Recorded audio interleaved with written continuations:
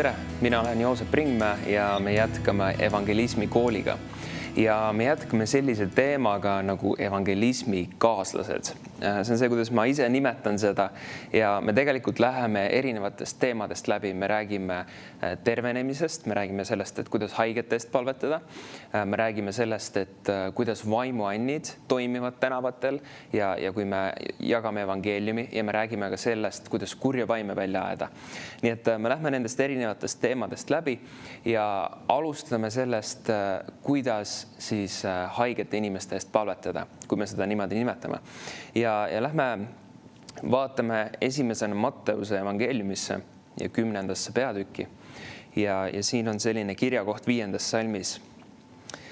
Jeesus läkitas välja need 12, käskides neid. Ärge minge paganate teele ja ärge astuge samaarlaste linna, pigem minge Iisraeli soo kadunud lammaste juurde ja minnes kuulutage, taevariik on lähedal. Tehke terveks haiged, äratage üles surnud, tehke puhtaks pidalitõbised, ajage välja kurja vaime, muidu olete saanud, muidu andke. Nii et see oli Jeesuse läkitus tema jüngritele. Ja kui me järgime Jeesust, siis meie oleme täpselt samamoodi Jeesuse jüngrid. Ja see läkitus, mis Jeesus tegi neile, on samamoodi ka meile. Ja Jeesus ütleb siin, et tehke terveks haigeid. Ja Jumal tahab, et inimesed saaksid terveks läbi meie käte. Ja kui me toome inimestele evangeeliumi, siis tegelikult tervenemine on täpselt samamoodi evangeeliumi osa. Sest et kui me vaatame sellist kirja kohta nagu 1. Peetruse 2:24, see ütleb niimoodi, et ta kandis ise meie patud oma ihus üles ristipuule, et meie olles surnud pattudele elaksime õigusele. Tema vermete varal te olete saanud terveks.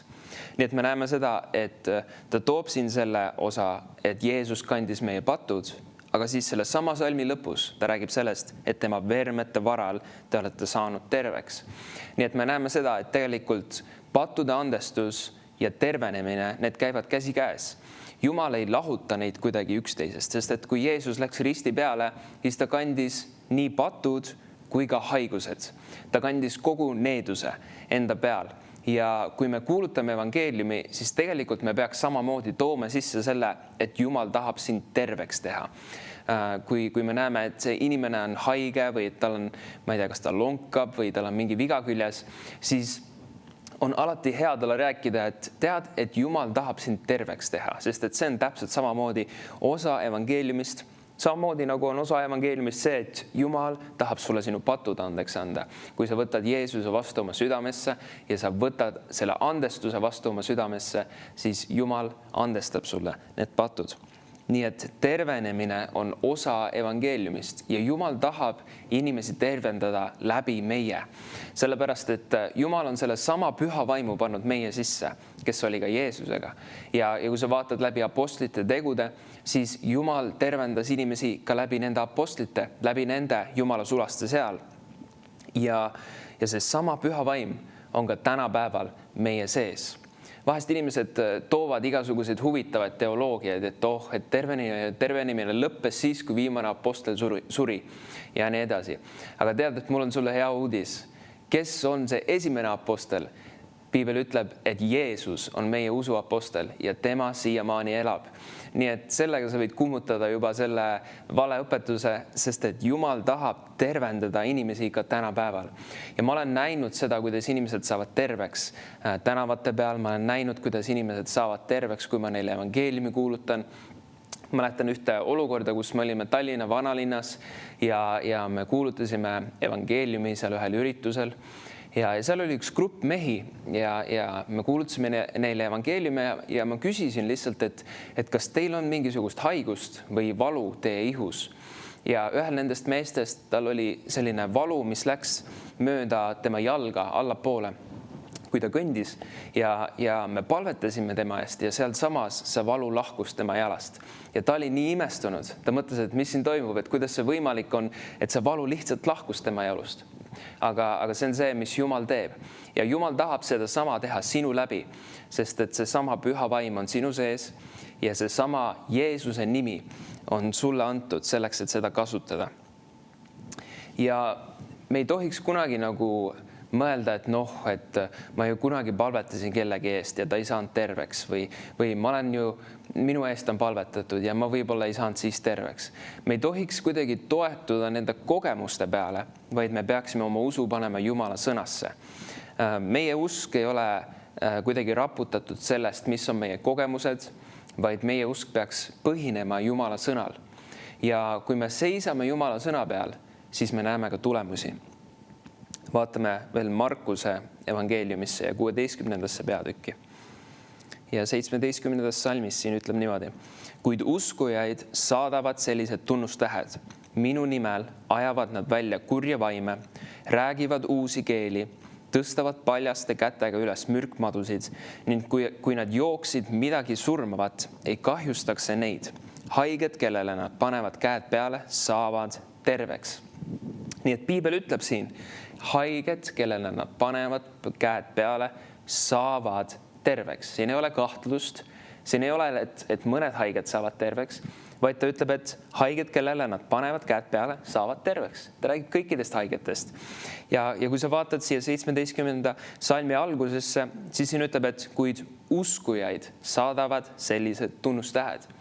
Nii et kui me usume Jumala sõna, kui me võtame Jumala sõnast kinni, ütleme, et Jumal, sina oled niimoodi öelnud oma sõnas ja ma usun seda ja ma lähen ja panen oma käed haigete peale ja nad saavad terveks. Kui me võtame Jumala sõnast niimoodi kinni ja me oleme need uskujad, siis Piibel ütleb, et meid saadavad sellised tunnustähed, et haiged, kellele me paneme käed peale, nad saavad terveks. Ma tean ühte Jumala sulast, kes oma usuteekonna alguses samuti ta kuulis seda sõna, et kui me paneme haigete peale käed ja palvetame nende eest, siis nad saavad terveks. Ja ta läks nii põnevile sellest, et kuhu iganes ta läks, siis ta küsis inimestelt, et kas ma võin sinu eest palvetada, kas sul on mingi haigus. Ja see võis olla isegi mitusada inimest, kelle eest ta palvetas, kellele ta pani käed peale, kes olid haiged, kellel olid mingid sümptomid. Ja ta koha peal mitte ühtegi tervenemist ei näinud sel hetkel. Võib-olla mõni inimene läks koju ja siis ta sai terveks, aga sel hetkel ta ei näinud mitte ühtegi kohest tervenemist. Aga ta ei heitnud meelt, ta ei vaadanud nende kogemuste peale, ta ei vaadanud selle peale, mis juhtus parasjagu, aga ta lihtsalt hoidis Jumala sõnast kinni ja ütles, et Jumal, sina oled oma sõnas öelnud, et haiged, kelle peale nad panevad käed, saavad terveks. Ja ühel päeval ta oli ühes suuremas toidupoes ja seal oli üks vanem naisterahvas koos oma lapselapsega, kes oli ratastoolis. Ja ta läks tema juurde ja küsis, et kas ma võin sinu eest palvetada, kas ma võin sinu tervise eest palvetada. Ja vanem naisterahvas ütles, no okei, palveta siis. Ja ta palvetas ja Jumal tegi ta sealt samast toidupoest terveks. Niimoodi, et see vanem naisterahvas tõusis sealt ratastoolist üles, et ta hakkas mööda neid poeleti vahesid jooksma ringi koos oma lapselapsega ja Jumal oli seal samas ta terveks teinud. Nii et me ei tohi kuidagi meelt heita, vaid me peame olema ustavad selles väheses, mis meil praegu on ja siis Jumal saab seda kasvatada. Isegi kui sa praegu veel ei ole mingit suuri tervenemisi näinud oma kätte läbi, siis tee oma parim, tee oma osa praegu. Palveta nende eest, kes satuvad sinu tee peale. Ja ma usun, et kui sa oled ustav selles, siis Jumal saab kasvatama ja Jumal saab veel vägevamaid asju tegema läbi sinu käte. Nii et hoiame sellest sõnast kinni, mis Jumala sõna ütleb, et nad saavad terveks. Ja Jumal on andnud meile meelevalla üle iga haiguse. Ja sellest räägib Luuka 10. peatükis 19. salm, kus ütleb, vaata, ma olen andnud teile meelevalla kõndida madude ja skorpionite peal ja vaenlase kogu väe peal ja miski ei tee teile iial kahju. Need on Jeesuse sõnad ja ta ütleb siin, et ta on andnud meile meelevalla üle vaenlase kogu väe.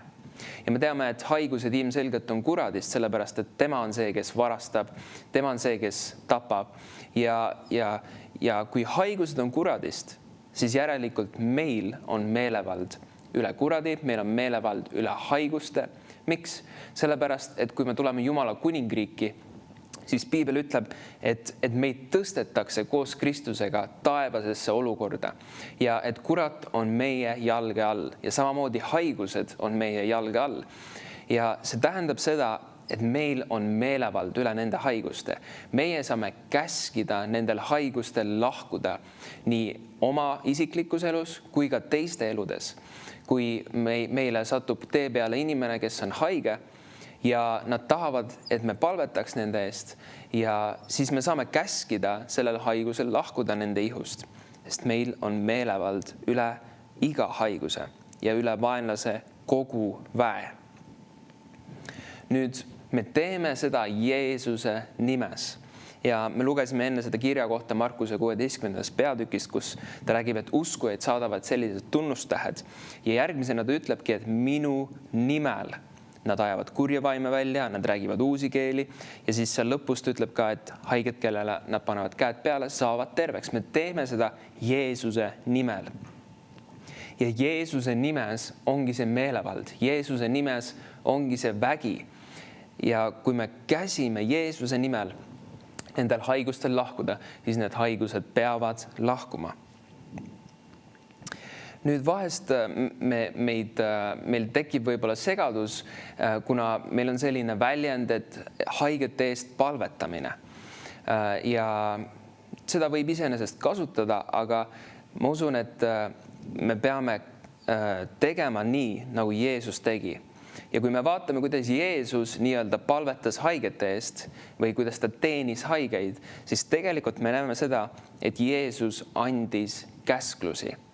Ja kuna Jeesusel oli see meelevald üle iga haiguse, siis ta lihtsalt käskis nendel haigustel lahkuda. Ja nagu me lugesime piiblist, siis Jeesus on andnud selle sama meelevalla nüüd meile. Ja meie saame samamoodi käskida nendel haigustel lahkuda. Vaatame mõnda eeskuju, mis Jeesus on meile andnud. Vaatame esimesena Markuse evangeeliumis ja 7. peatükis loen 32. salmist. Ja tema juurde toodi kurt ja kidakeelne ning paluti teda, et ta paneks oma käeda peale. Ja Jeesus võttis ta rahva hulgast kõrvale, pistis oma sõrmed ta kõrvadesse, sülitas ja puudutas ta keelt ning ütles taevasse vaadates õhkas ja ütles talle efata, avane. Ja ta kõrvad avanesid kohe ja ta keelekütke pääses valla ning ta rääkis korralikult. Nii et me näeme seda, et Jeesus annab siin käskluse. Ta ütleb nendele kõrvadele, ta ütleb avane. Nii et ta annab ühe selge käskluse. Miks? Sest et ta teab, et temal on meelevald üle iga haiguse ja ta saab käskida, kas sellel haigusel lahkuda ja siin olukorras ta lihtsalt käskis nendel kõrvadel avaneda. Nii et samamoodi me peame seda tegema lihtsalt püha vaimu juhtimisel. Seal on erinevad olukorrad, me näeme ka piiblis, kus mõnes olukorras Jeesus tegelikult ta ütles mehele, et siruta oma käsi, kellel oli käsi kuivanud või ta ütles inimesele, kes oli pikali maas, ta ei saanud liikuda, ta ütles, et võta oma voodi ja kõnni. Nii et seal on erinevaid viise, kuidas teenida haigeid ja me peame seda püha vaimu juhtimisel tegema. Aga me näeme seda, et seal ei ole mitte ühtegi korda, kus Jeesus oleks läinud mõne haige juurde ja pannud oma käed talle peale ja öelnud, et Jumal, ma palun, et sa teeksid ta terveks, Jumal, ma palun, et see haigus lahkuks, Jumal, seal ei olnud mitte mingisugust palumist. Miks? Sellepärast, et Jumal on juba selle meelevalla meile andnud ja Jumal on nüüd andnud meile selle meelevalla, et käskida nendel haigustel lahkuda. Ja et anda see käsklus. Vaatame veel ühte näidet, see on Luuka 4. peatükis ja 38. salmis. Aga Jeesus tõusis püsti, lahkus sünagoogist ja tuli Siimona majja. Siimona ämm oli aga haige kõrges palavikus ja nad palusid Jeesust teda aidata. Ja Jeesus astus tema peatsi juurde ja sõitles palavikku ning see lahkus temast. Ja naine tõusis otse kohe üles ja teenis neid.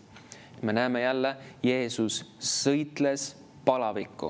Nüüd me näeme seda, et Jeesus otseselt tegeles selle haigusega. Ehk siis, kui me räägime sõitlemisest, siis täitsa võimalik, et ta lihtsalt ütleski, ta ütles, et palavik, ma käisin sul lahkuda. ehk siis ta sõitles seda palavikku. Ja täpselt samamoodi, kui me kuulutame inimestele evangeeliumit ja nad tahavad, et me palvetaks nende ihu eest või kui neil on mingi valu nende ihus, mingi haigus, siis samamoodi me saame öelda, et kui näiteks ütleme, et nende põlves on valu, siis me võime neid küsida, see on lihtsalt üks hea viisakusreegel, et küsida, et kas ma võin oma käe sulle näiteks põlve peale panna, kui see on näiteks samast soost inimene, siis see on nagu kohane. Ja kui nad lubavad, paneme oma käe talle põlve peale ja me ütleme, et Jeesuse nimel ma käsin sellel valul lahkuda sellest põlvest. Amen. Ja see palve ei pea absoluutselt pikem olema. Me kasutame Jeesuse nime ja me käsime sellel valul lahkuda. Ja me peame lihtsalt toetuma Jumala peale. Meie pikk palve ei tee seda inimest terveks. Mis teeb seda inimest terveks, on Jumala vägi. Mis teeb seda inimest terveks, on see, kui me kasutame oma meelevalda. Nii et ära pane oma usku mingisugusesse pikka ja suurde palvesse, vaid pane oma usk Jumala sõnasse, mis ütleb, et kui me paneme oma käed haigete peale, siis nad saavad terveks. Usu seda, et see sama püha vaimu vägi, nagu Rooma 8.11 ütleb, et see sama püha vaimu vägi, mis tõstis Jeesuse üles, on nüüd meie sees. Ja kui mina võtan oma käe ja ma panen selle haige inimese peale, siis see vägi, mis on minu sees, läheb tema sisse ja see tervendab teda. Nii et me saame seda uskuda ja see ei pea olema pikk palve, see ei pea olema mingi suur palve, pane oma usk Jumala sõnasse, pane oma usk Jumala väesse, sest et Jumal on see, kes tervendab neid inimesi, mitte sinu pikk palve või sinu suur ja rohkete sõnadega palve. See ei ole see, mis tervendab. Mis tervendab, on Jumala vägi. Mis tervendab, on see, et Jeesus kandis meie haigused risti peale ja meie usk sellesse. Ma juba mainisin seda, aga loeme seda kirja kohta ka, see Mattuse 12. peatükis ja 13. salmis, kus Jeesus on kohtunud selle mehega, kellel on kuivanud käsi. Ja siin on ehtne näide sellest, kuidas ta annab selle käskluse. Mattuse 12.13. Siis ta ütles inimesele, siruta oma käsi ja too sirutas ning ta käsi sai jälle terveks nagu teinegi. Kujutad sa ette seda pilti, kus sellel mehel oli kuivanud käsi, siin see oli ilmselt lihtsalt üks kõnt tema keha küljes ja Jeesus lihtsalt ütles talle, siruta oma käsi ja see mees tegi seda ja tema käsi sai terveks. Aga selleks, et sellised asjad saaksid juhtuda, me peame kuulutama evangeeliumi koos sellega, et Jeesus tahab sind terveks teha. Et kui Jeesus läks risti peale, siis ta kandis sinu haigused. Et inimesed kuuleks seda, sellepärast et Piibel ütleb, et usk tuleb kuuldust. Ja kui me ei räägi seda neile, siis nad ei saagi uskuda sellesse. Nii et see on tähtis, et me toome evangeeliumisse sisse selle, et Jumal tahab sind terveks teha. Vahet pole, mis haigus sul on, Jumal tahab sind terveks teha. Ja sa võid isegi rääkida sellest, et tead, et Piibel ütleb, et haigete peale nad panevad käed ja nad saavad terveks. Nii et kas ma võin oma käe lihtsalt kas siis õla peale panna või siis kui see on kohane, siis selle kehaosa peale, mis parasjagu haige on.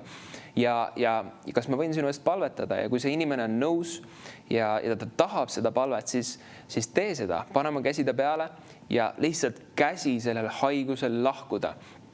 Ja see ei pea olema pikk palve, kasuta Jeesuse nime, sest et Jeesuse nimes on see meelevald. Ja kui me teeme seda usus, siis me saame uskuda, et see haigus lahkub nende inimeste kehast, kelle eest me siis parasjagu palume. Nii et tee seda julgesti, me ei peaks kartma seda, et äkki ei juhtu midagi või mis ta siis arvab, kui äkki ei juhtu midagi. Ära üldse muretse selle pärast, Jumal on see, kes tervendab.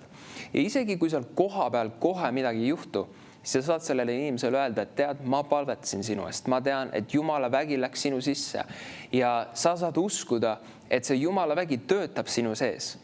Ja tee oma parim, et juhtida ta Jeesuse juurde, et ta võtaks Jeesuse vastu oma südamesse ja et ta leiaks ühe koguduse ja et tema usk kasvaks ja et Jumal saaks jätkuvalt tööd teha selle inimese ihus, et see tervenemine tuleks täielikult esile. nii et ärme kunagi nagu karda selle pärast, et kui me kohe neid tulemusi ei näe, vaid ütleme nendele inimestele, tead, piiblis on ka see lugu, et kui need olid seal pidalised tõbised ja Jeesus ütles neile, et minge ja näidake ennast preestritele ja piibel ütleb, et kui nad läksid, siis nad said terveks. Nii et me saame nendele inimestele täpselt samamoodi öelda, et ma usun, et kui sa praegu lähed koju, siis Jumala tervendav vägi töötab sinu sees. Sa saad terveks ja lihtsalt räägime ususõnu. Ärme kuidagi vaata selle peale, mis parasjagu toimub füüsiliselt, vaid vaatame Jumala sõna peale, vaatame selle peale, mida Jumal on öelnud selle kohta ja tervenemise kohta. Kui me paneme haigete peale käed, siis nad saavad terveks. Nii et tervenemine on evangeeliumi osa ja ärme unusta seda ära, ärme kuidagi lükka seda kõrvale, sest et Jumal tahab teha inimesi terveks. Ja keegi on kunagi öelnud, et tervenemine on nagu see, kunagi kasutati selliseid suuri kellukesi, eks ju, mida helistati siis, kui lõuna on valmis. Et tervenemine on nagu see kelluke, mida sa helistad lõunasöögi ajal nendele inimestele, et nad saaksid päästetud. Ja tihti ma olen ka näinud seda, et kui Jumal puudutab inimest oma väega, kui inimene saab terveks, siis tema süda avaneb täiesti teisel viisil ja ta on valmis oma elu Jeesusele andma. Nii et läheme selle järgi, igatseme seda veel rohkem, et inimesed saaksid terveks, et Jumal kasutaks meid tervenemistes. Ja vahest me oleme kuidagi apaatseks jäänud ja ütleme, et ma pole tervenemisi ju näinud ja ma ei tea, kas see ikka töötab. Aga siis ma küsiksin sinu käest, et kui paljude inimeste eest sa oled palvetanud? Ja nagu ma rääkisin sellest Jumala sulasest, kes palvetas 100 inimeste eest, enne kui ta nägi ühtegi kohest tervenemist, siis miks mitte lihtsalt minna ja palvetada nende haigete eest ja olla ustav selles, mida Jumal on öelnud meile teha. Ja kui me oleme ustavad, kui me ei anna alla ja kui me lihtsalt hoiame Jumala sõnast kinni ja ütleme, et Jumal, sinu sõna ütleb nii, siis ma lähen ja teen seda, siis me näeme ka tulemusi.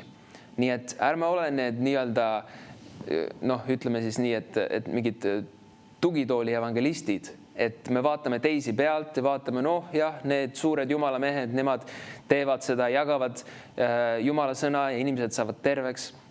Aga tead, et Jumal on sinu sisse selle sama väe andnud.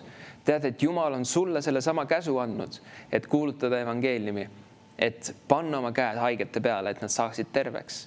Nii et miks sa ei lähe? Ja miks mitte? Mine ja proovi, mine ja lihtsalt anna Jumalale võimalus. Leia keegi, kellel on valu või keegi, kes on haige ja mine palveta tema eest. Ja Jumal saab vägevaid asju tegema. Nii et ärme anna alla, kui me ei näe koheseid tulemusi ja ärme heida meelt, vaid lihtsalt hoiame Jumala sõnast kinni ja me näeme, kuidas Jumal saab liikuma.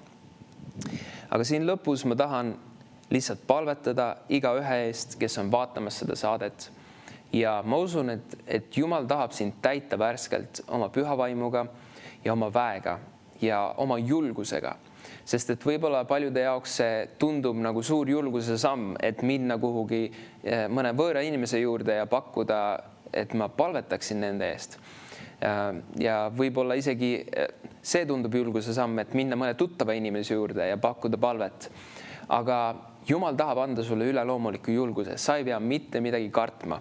Me rääkisime ka mõned saated tagasi siin julgusest, nii et sa võid minna ja vaadata seda saadet. Aga ma lihtsalt palvetan praegu sinu eest, et Jumal täidaks sind ühe üleloomuliku julgusega. Nii et isa, ma palun praegu iga vaataja eest. Ma palun isa, et sa täidaksid neid oma püha vaimuga, et sa täidaksid neid oma üleloomuliku julgusega. Ja Jumal, ma tänan, et nagu sinu sõna ütleb, et kui nad panevad oma käed haigete peale, siis nad saavad terveks. Ja Jumal, ma palun praegu seda, et sa annaksid neile sõnad, mida rääkida. Ja Jumal, et nad saavad julgelt minna ja rääkida nende inimestega ja et need inimesed võtavad vastu sinu päästesõnumi ja et need inimesed saavad terveks Jeesuse nimel. Amen. Nii et ole julge ja võta Jumala sõna tõsiselt, võta seda, mida Jumala sõna ütleb ja mine ja tee seda ja ma usun, et sa saad nägema tulemusi. Ole julgustatud ja näeme juba järgmises osas.